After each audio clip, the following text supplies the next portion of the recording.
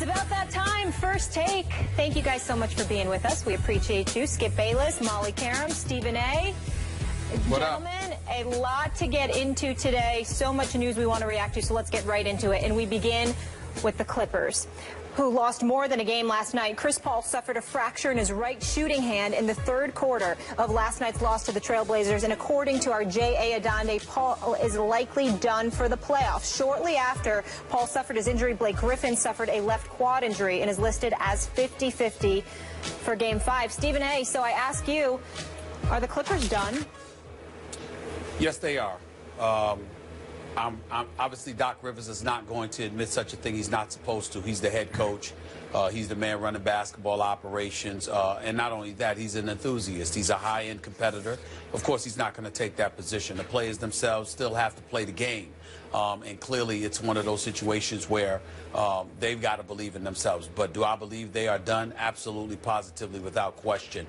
And when I say done, I'm talking about their championship aspirations. I still think they have an opportunity to win this series. I still believe that as long as Blake Griffin can play, that the Clippers could still end up winning this series in 7 games. I don't think they'd win the next 2. But do I think they could protect home court? Yes, I do. But their championship aspirations have come to a screeching halt. There is no way in hell that the Los Angeles Clippers are going to win the world championship. They're not going to be able to do it at all. Their chances were slim with Chris Paul, who's absolutely sensational. With him on the court for the Los Angeles Clippers, when he's on the court, they've outscored opponents by 553 points. When he's been out of the lineup, or off the court rather, they've been outscored by 202 points. That is a 755-point difference with Chris Paul on the floor. That's number one. With Blake Griffin, okay, and Chris Paul in the lineup, they're the second-ranked offense in the NBA. But even when Blake Griffin is healthy, without Chris Paul, they're dead last. When you look at it from that perspective, you recognize his value, how extreme his value is. This is the quintessential point guard. He's an orchestrator extraordinaire in terms of running an offense and being an extension, the figurative umbilical cord of the head coach. And the fact that he is gone is a devastating blow to this team. It's more devastating for the Clippers to lose Chris Paul than it is for the Golden State Warriors to lose Steph Curry. It's devastating, and it's over for them. Okay, but wait a second. Did I hear you say that if Blake can play, that you give them a shot to win this series against these Trailblazers? Yes. Wow. I'm shocked by that because I give them 0 shot. Again, I don't think Blake Griffin will be able to play the next game. So not only are they done for the playoffs, the Clippers longer term, I think they're done short term because I think they're going to lose on Wednesday night in L.A. and lose on Friday night in Portland and lose in 6 and be put out of their misery. And I think they're feeling a whole lot of misery right now. So I give them... Go ahead.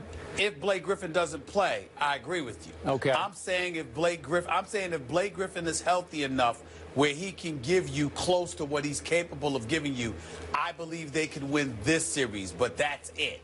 Boy, I was saying they were done as it pertains to their championship aspirations. Boy, you're giving Portland no respect then. You got almost less than 0 respect for Portland and their chances against a team without CP3? I wouldn't say 0 respect because I have profound respect for Damian Lillard, and C.J. McCollum has been very, very impressive. But overall, I think they've overachieved by and large this year. They deserve our respect, but I believe that the Clippers are a more complete team than they are. And even without CP3, if Blake Griffin is healthy, they could beat the Portland Trailblazers. I just don't know how healthy Blake Griffin will be. Okay. Would it change your opinion any, given the opinion of our Dr. Mark Addix, who's our ESPN analyst, who says that he was very surprised by the Clippers' pessimistic timetable and said that there is a new procedure called locking plates procedure, that if the fracture doesn't go too deep down into the knuckle, that you might have Chris Paul back in 7 to 10 days. In my view, even that wouldn't be soon enough. That would be too late. But let's just do the outside. 10 days, if Chris Paul could come back, would you give him any shot? No. No, I wouldn't either. I am so with you on the value of Chris Paul. No player in this league is more valuable to his team than Chris Paul is to his team. I'm with you. Even more valuable than Steph is to his team, because Chris Paul is so many things to this team. He's the coach on the floor. He's the primary scorer. He's the primary distributor / quarterback of this offense. And to me, he's the leader of this basketball team, even a little beyond a great coach in Doc Rivers. And to me, it's Chris Paul whose passes set up J.J. Redick's opportunities to lead this league in three-point shooting percentage, even above Steph Curry this year, which is highly impressive. J.J. hit 47.5% of his threes to lead the league to Steph's 45.4. That's a lot to do with Chris Paul delivering the ball perfect spots, right in rhythm, right in sync, right in the shooting pocket. And then did Chris Paul set up passes not make DeAndre Jordan max money? I mean, God, doesn't he owe some of that to Chris Paul? I mean, $88 million over 4 years, as remember the fiasco last summer? Wow. DeAndre Jordan without Chris Paul is Dikembe Mutombo. That's good. I like that. That's a good line, and I do agree with that. So we know that Jamal Crawford, the guy you love, you know, you talk about how he can boogie on anybody, sixth man of the year, but as you also point out, who's their seventh man? Is it Jeff Green? Who's the eighth man? Is it Austin Rivers? Who's the ninth man? I don't know. Is it Paul Pierce? Is there anything left in Paul's tank? So, as you say, it drops off precipitously after Jamal Crawford. So they basically are playing six guys. And so we're back to, it was a terrible break. You know, it looked like Chris Paul was trailing Gerald Henderson on a fast break and went for a steal with his left hand, went to swipe, and then Gerald pulled up a little quick, and he jammed his right hand into the back of him, and his finger broke. So, you know, it happens. And Stephen A., here's the point, and I know a lot of our viewers don't want to have to acknowledge this, but you know what happens every year in this league? And it happens in the NFL, and it happens in baseball and hockey. The injury gods dictate the champion. Every year, I can show you almost any year where the injury gods, the injuries, they dictate who wins. You know, we can go back. We could do Westbrook and Durant getting hurt before the playoffs or during the playoffs for Oklahoma City. I can give you chapter and verse on my Spurs. Twice Duncan missed playoffs, and they were out early. Ginobili got hurt on the last regular season night, and they went out early in an upset by Memphis. Tony Parker was hurt last year going into the playoffs, and they got upset by the Clippers. Tony Parker was hurt in Game 3 of that Game 6 finals, the Ray Allen finals, and he was a shell of himself from Game 3 on. But I didn't whine about it. I didn't whimper about it, because it just happens, and you just have to live with it. I'm sorry for Chris Paul, because this was it felt like his best shot to finally rise above the second round and actually play for the first time in his career in a conference finals. But it happens, and I don't know what to do about it except move on.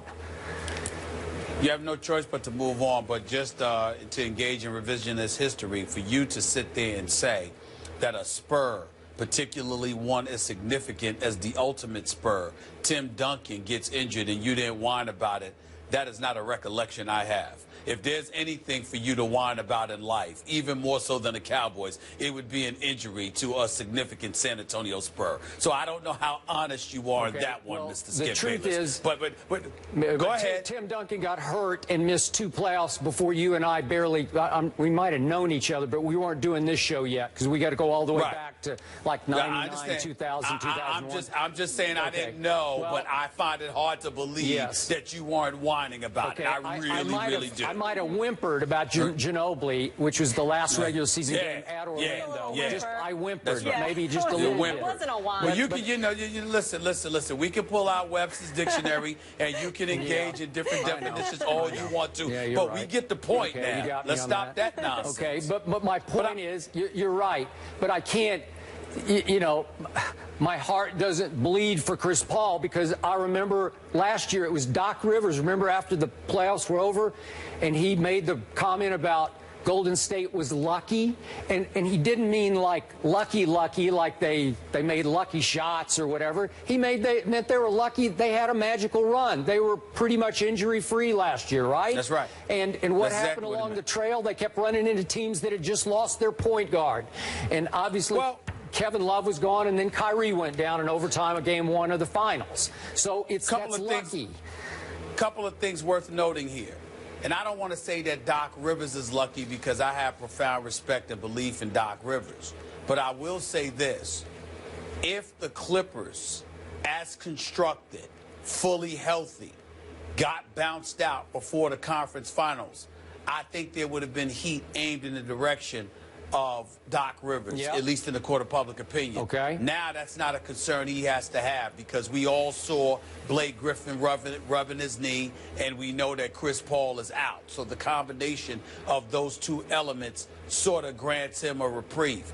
In the case of Austin Rivers, it's going to be real interesting to see him step in. I've watched this kid, and I got to tell you, Skip, Doc Rivers brought his son onto the team, and a lot of people were giving him some heat. Yeah, I like Austin Rivers. So do I. I like what I'm seeing from him. Yeah. And I got to tell you this too.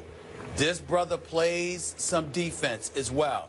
So Austin Rivers, if he can hit perimeter shots, okay, he plays some stout defense. And him spelling for Blake Griffin, he's going to have to be the Clippers version of Sean Livingston to some degree in order to offset the loss of Chris Paul. I don't know if he's capable of doing that. We're about to find out, but it's going to be real interesting to see what he does. I think those are the two elements that's worth pointing out here. But in the end, what it comes down to is that I hadn't picked the Clippers to come out of the semifinals anyway. Yeah. So the fact that Chris Paul is out basically puts that nail in the coffin. Well, I'm with you. Austin, you're on, pal. This is your moment, the next couple of nights, a couple of games. But I do think that now we're going to see the end of the Clippers as we knew them. Maybe we didn't love them, but we knew them. And it seems like now they're destined for some sort of breakup, that players will get moved. Maybe Chris Paul has played his last game as a Clipper. Is that possible? It's entirely possible. I mean, Doc Rivers won't admit it because I don't think that he's come to that resolution because he loves Chris Paul so much. Him, Mike Woodson, Sam Cassell, and their coaching staff. I mean, Chris Paul, he is adored. He is revered by the Clippers. But I know for a fact that if Chris Paul were healthy and the Los Angeles Clippers somehow fell short of capturing a championship or at least coming out of the West, yet again, that Chris Paul would not have closed his eyes and dismissed leaving Los Angeles. Once upon a time, he still loves L.A., but once upon a time, you couldn't talk to him or even think about him leaving the city of Los Angeles because he loves it so much. But now